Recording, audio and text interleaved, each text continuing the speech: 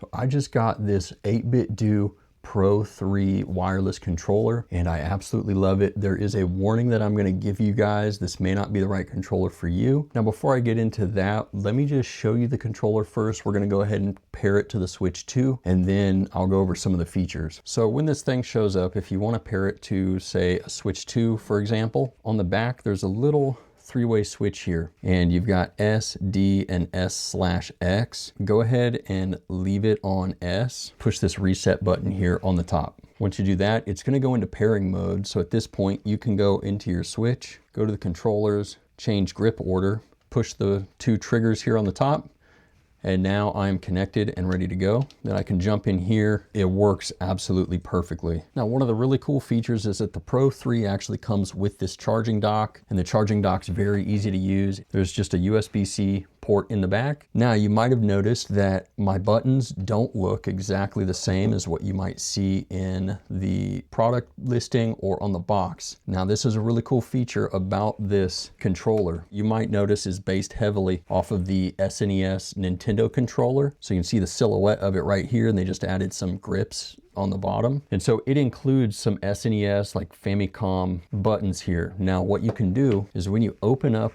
the charging dock here, there is going to be a receiver right here. So if you're playing on certain consoles or platforms that require you to actually have a receiver, you can use this. What I want to show you is that on the back side of the lid, you're going to have some additional buttons and you're going to have this little tool right here. And this is how it works. So you're going to take the magnetic tool, there's a little bit of suction on it, and just pop them off. Now, you might be worried about these buttons coming right off. They don't. There's a little notch on each button. You just have to line that up, but they go right in very easily. And then you just gently release the suction, line that up. Now it's good to go.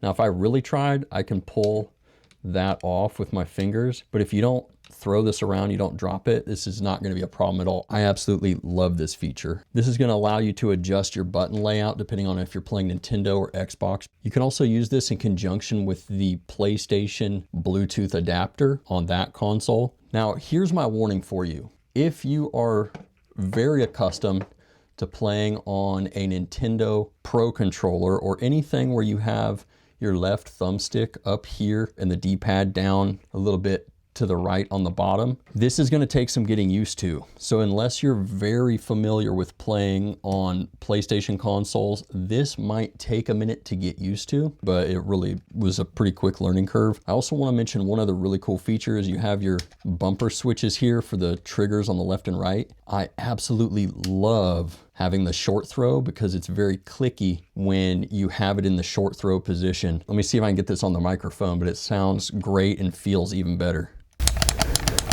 So after just a few days, I'm already in love with this thing. If you end up with one of these, I hope you enjoy it as much as I have.